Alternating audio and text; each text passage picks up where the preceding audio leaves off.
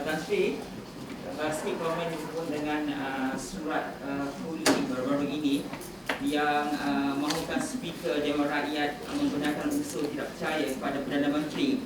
Dan hari ini juga sumber maklumkan UMNO telah pun berpecah kepada dua kamp, di mana satu kamp telah menyokong. Sumber mana itu? Ada sumber terdekat yang kita mahu menerahkan. UMNO berpecah kepada 22,000 cawangan seluruh negara. Dia berpecah kepada dua kamp. Satu kamp menyokong Kuli untuk mencalonkan sebagai Perdana Menteri. Adakah surat tersebut? You ni daripada mana tu? Ha? Daripada mana? Saya. Yang bertanya tu. Esro Awani. Esro Awan ni.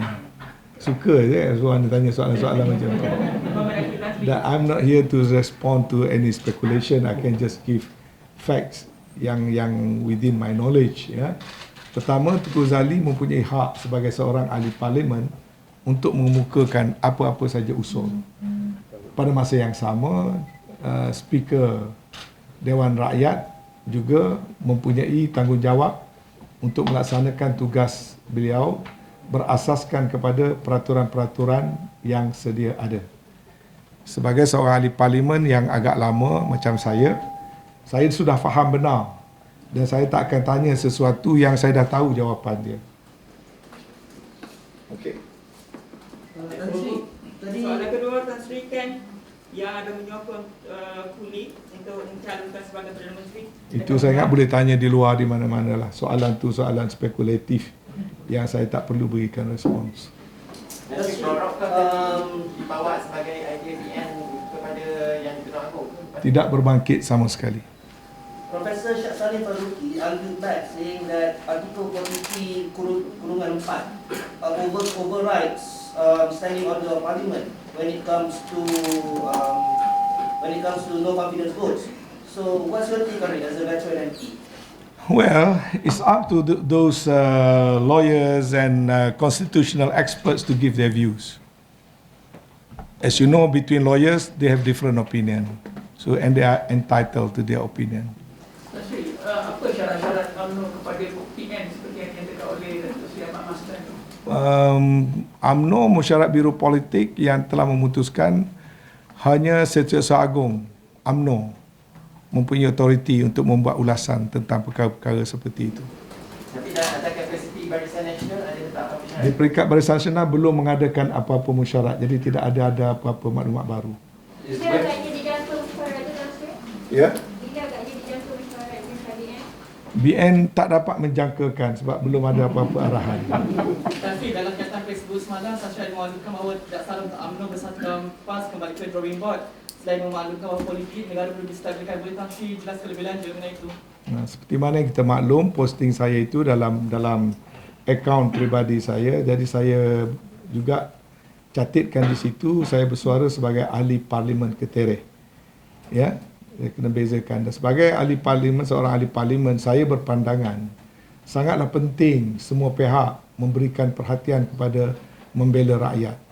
Saya merasakan terlalu banyak daripada kita sibuk memikirkan soal kepada siapa nak beri jawatan, kepada siapa patut ada kuasa dan sebagainya. Kurang sekali kita duduk membincangkan agenda yang dihadapi oleh orang Melayu, agenda yang dihadapi oleh orang miskin, agenda yang dihadapi oleh rakyat Malaysia, agenda yang dihadapi tentang masalah COVID, kesusahan rakyat dan sebagainya. Sebagai ahli parlimen, saya merasakan tidak ada balance-nya di antara people jockeying for position dengan tumpuan kita kepada masalah-masalah rakyat. Itu yang pertama. Yang kedua, apa pun orang kata, saya tahu saya ditegur, dikritik oleh setengah-setengah pihak, kata saya ni condong ke sana, condong ke sini. Tapi sebagai ahli parlimen dan juga sebagai seorang ketua UMNO bahagian yang juga adalah orang grassroots, saya berpendirian bahawasanya usaha mesti dibuat ke arah penyatuan, bukan perpecahan. Kita ada kerajaan sedang menjalankan tugas yang sangat penting pada saat yang kritikal dan sebagainya. Tak puas hati akan datang sepanjang masa. Tapi itu bukan alasan untuk kita bergaduh ataupun itu kita melakukan sesuatu yang menyebabkan rakyat makin susah. Pasaran saham makin merudum, uncertainty makin meningkat, pelabur makin tak datang. I don't think we are doing justice kepada rakyat kalau kita ambil pendekatan begitu. Sebab itu pada saya, Kalau nak berunding, itu adalah satu hak semua orang. Nak go back to the drawing board, saya fikir mana-mana parti politik pun boleh berbuat demikian. Tetapi cara kita bertindak mestilah meletakkan keutamaan negara terlebih dahulu daripada kumpulan, puak, faction dan sebagainya. Saya sendiri dalam keadaan kebingungan kenapa tiba-tiba soal perebutan jawatan nampaknya sudah take precedent daripada kepentingan menjaga nyawa dan keselamatan rakyat yang lebih mendesak. Ya. Itu pandangan peribadi saya. Kalau tanya di mana pun, itulah jawapan saya. Malah saya memikirkan soal parti-parti orang Melayu terutamanya. Saya rasa ke arah pilihan raya 15, orang Melayu dan bukan Melayu ingin melihat orang Melayu bersatu. Kerana orang Melayu itu adalah trust kepada politik nasional. Kalau orang Melayu dapat bersatu padu, kawan-kawan kita yang bukan Melayu, bukan Putera akan dapat bersama-sama kita mensejahterakan negara. Tetapi kalau orang Melayu sebagai kelompok trust gagal untuk bersatu padu, keseluruhan politik negara tidak stabil. Dan kita mesti faham, ketidakstabilan yang kita berlaku pun pada masa ini adalah kerana perpecahan orang Melayu sebelum pilihan raya 2014. Adakah tak cukup bagi kita lihat apa yang sedang kita lalui? Kita nak tukar Perdana Menteri 3 kali dalam setahun. Siapa yang stand to benefit? Yang penting sepatutnya kita memikirkan soal rakyat. Tapi malangnya nampaknya pada masa ini, mereka-mereka yang diberi kepercayaan yang besar oleh rakyat, yang lama berpengalaman dalam politik, nampaknya lebih gairah memikirkan soal kedudukan jawatan lebih daripada nak berkhidmat untuk rakyat.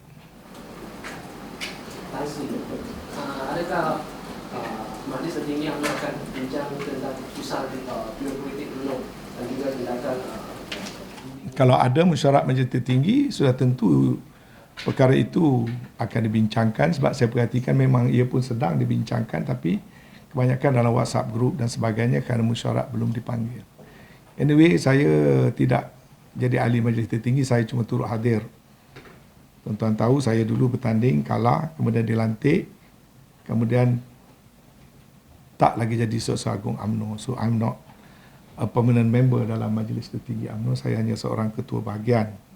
Tapi saya dibenarkan turut hadir atas sifat saya sebagai pengurusi Seksua Agung Barisan Nasional dan Seksua Agung Muafakat Nasional.